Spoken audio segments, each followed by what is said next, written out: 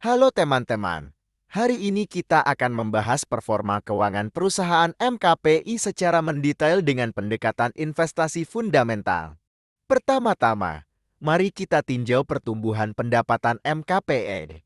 Selama 1 tahun terakhir, pendapatan perusahaan ini meningkat sebesar 21,8% dari 1.791.666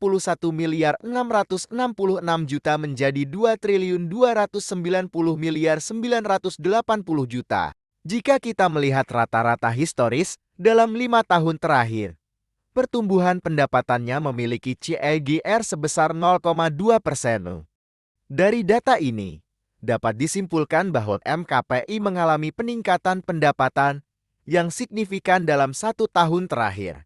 Selanjutnya, mari kita lihat performa MKPI berdasarkan laba bersih yang dihasilkan.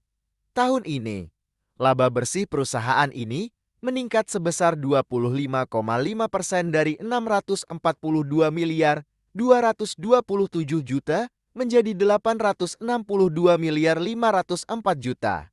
Namun, jika kita melihat rata-rata historis dalam 5 tahun terakhir, laba bersih MKPI mengalami penurunan dengan CAGR sebesar 4%. Meskipun mengalami penurunan dalam 5 tahun terakhir, MKPI berhasil meningkatkan laba bersihnya dalam 1 tahun terakhir. Mari kita tinjau profitabilitas MKPI berdasarkan gross profit margin dan net profit margin. Gross profit margin MKPI meningkat dari 48,1% menjadi 50,5% dalam tahun ini.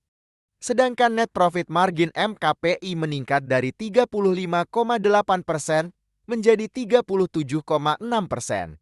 Ini menunjukkan bahwa MKPI berhasil meningkatkan efisiensi operasionalnya dan menghasilkan keuntungan yang lebih besar. Selanjutnya, kita akan melihat posisi MKPI berdasarkan Return on Asset ROE dan Return on Equity ROE. ROE MKPI tahun ini sebesar 10,3%, meningkat dari 7,7% tahun lalu. Sedangkan ROE MKPI tahun ini sebesar 13,0%, meningkat dari 10,3% tahun lalu.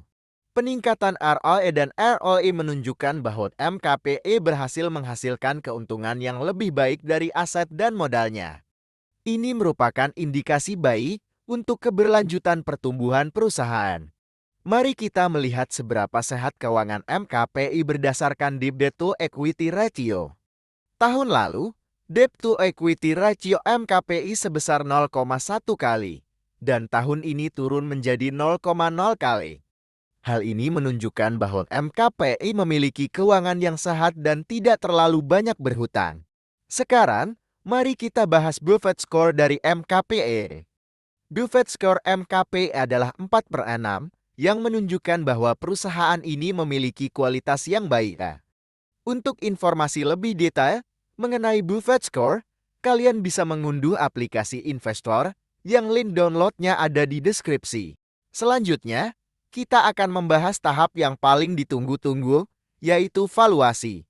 Valuasi adalah proses menentukan nilai intrinsik suatu perusahaan berdasarkan analisis fundamental dan faktor-faktor lain yang mempengaruhinya.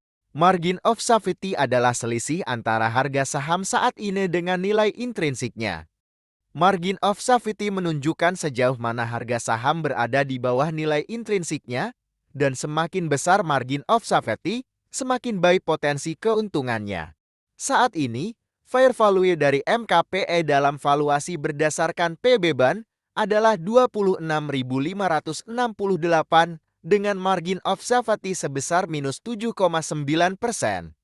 Ini berarti harga saham MKPI saat ini sedikit di atas nilai intrinsiknya, sehingga tidak ada margin of safety yang signifikan. Sedangkan dalam valuasi berdasarkan PI/BAN, fair value dari MKPI adalah 50.838 dengan margin of safety sebesar 43,6%. Ini menunjukkan bahwa harga saham MKPI saat ini jauh di bawah nilai intrinsiknya, sehingga memiliki margin of safety yang cukup tinggi. Bagus, sekarang kalian sudah mengetahui performa keuangan MKPI secara mendetail. Teruslah melakukan analisis sendiri dan bertanggung jawab atas setiap keputusan yang kalian ambil. Sampai jumpa lagi dan selamat berinvestasi.